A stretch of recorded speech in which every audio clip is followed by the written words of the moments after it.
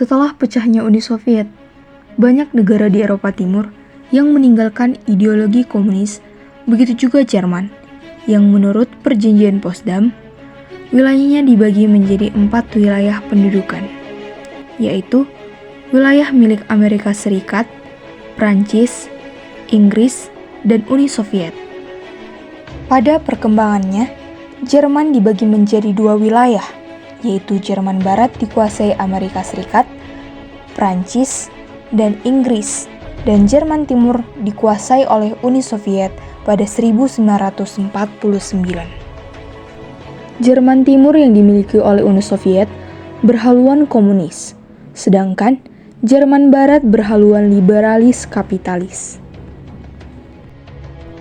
Pemecahan wilayah tersebut semakin jelas saat dibangunnya Tembok Berlin pada 13 Agustus 1961.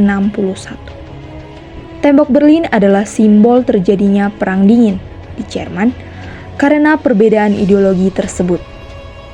Dampak dari adanya Tembok Berlin yaitu pemerintahan Jerman Timur melarang warganya untuk migrasi ke Jerman Barat. Begitu juga dengan Jerman Barat yang melarang warganya pindah ke Jerman Timur. Ketegangan ini reda ketika pemimpin Jerman Timur yaitu Willy Stoph melakukan kunjungan politik pertama tahun 1969 yang berdampak cukup baik bagi hubungan kedua negara. Tahun 1972 ditandatangani perjanjian kerjasama ekonomi politik dan kebudayaan, walaupun penduduk kedua negara masih belum bisa untuk saling berkunjung.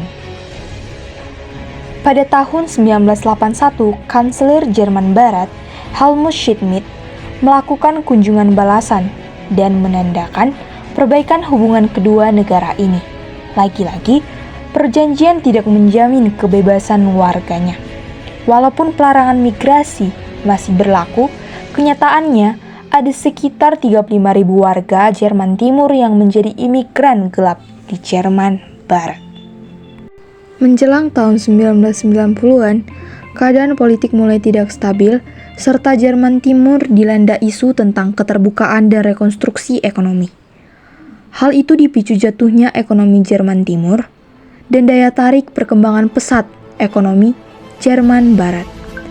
Dampaknya adalah menimbulkan gerakan warga untuk menyatukan kembali Jerman Timur dan Jerman Barat.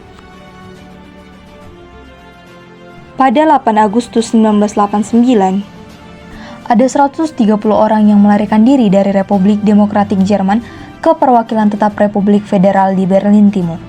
Mereka adalah sebagian dari ribuan orang yang ingin meninggalkan daerah asal mereka melalui Hungaria, Cekoslowakia, dan Polandia.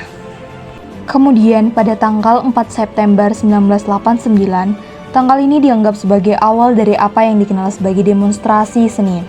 Sekitar 1.000 orang berkumpul di Leipzig dan menuntut lebih banyak hak dan kebebasan. Demonstrasi yang dilaksanakan setiap hari Senin ini semakin banyak pengikutnya. Sekitar 8.000 pengungsi Republik Demokratik Jerman dari Kedutaan Besar Republik Federal Jerman di Praha tiba di Wolf atau Bavaria dengan menggunakan kereta-kereta khusus. Kemudian, pada tanggal 1 September 1989, Hungaria membuka perbatasan dengan Austria. Hanya dalam waktu 3 hari, sebanyak 15.000 orang mengungsi. Di akhir September, pemerintah Uni Soviet dan Jerman Timur memberikan izin kepada 6.000 pengungsi yang tinggal di Kedutaan Besar Jerman di Praha untuk meninggalkan Jerman Timur. Demonstrasi besar terjadi di Alexanderplatz, Jerman Timur. Kemudian kronologi selanjutnya pada 7 Oktober 1989, pemerintah Republik Demokratik Jerman memerintahkan diadakannya perayaan untuk memperingati 40 tahun berdirinya negara tersebut.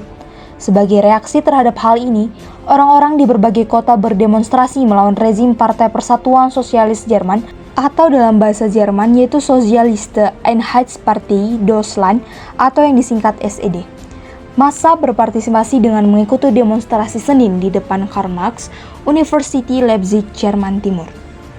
Lebih dari 70 orang berbaris melalui pusat kota Leipzig dan mengadakan demonstrasi damai untuk kebebasan berpendapat dan reformasi politik pada tanggal 9 Oktober 1989. Pada 18 Oktober 1989, Erich Honecker mengundurkan diri sebagai Sekretaris Jenderal SED. 3 November 1989, Republik Demokratik Jerman mendukung untuk meninggalkan negara itu langsung melalui perbatasan Cekoslowakia. 2 hari kemudian, 15.000 warga Republik Demokratik Jerman tiba di Republik Federal melalui rute ini. Gerakan bersatunya Jerman Barat dan Jerman Timur mulai nampak sejak 4 November 1989 saat lebih dari 500.000 warga Jerman Timur berdemonstrasi di Berlin Timur. Peristiwa ini disusul dengan bubarnya Kabinet Jerman Timur dan politik Biro Partai Komunis sebagai lembaga tertinggi di Jerman Timur. Lalu, warga Jerman yang merasa keduanya berasal dari akar yang sama, bahu-membahu untuk meruntuhkan tembok Berlin pada 9 November 1989. Pasca runtuhnya tembok Berlin, banyak warga Jerman Timur yang datang ke Jerman Barat. Walaupun tembok Berlin telah hancur, Jerman bersatu secara resmi dan muncul pada pertemuan Ottawa. Pertemuan ini diikuti oleh pejabat-pejabat tinggi Jerman Barat dan Jerman Timur, serta 4 negara pemenang Perang Dunia II, sehingga dikenal dengan rumus 2+4. Pada 14 Februari 1990, Kanselir Helmut Kohl dan Hans Wollrow setuju untuk menyiapkan penyatuan mata uang dan ekonomi kedua negara. Akhirnya, pada 24 April 1990, Kohl dan Mayer menetapkan penyatuan ekonomi.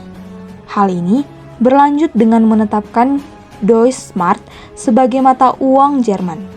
Kegiatan warga Jerman akhirnya membuahkan hasil.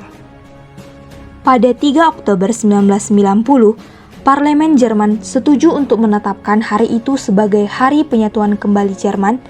Usulan ini didukung 294 suara dan menolak 62 suara dan 7 suara abstain.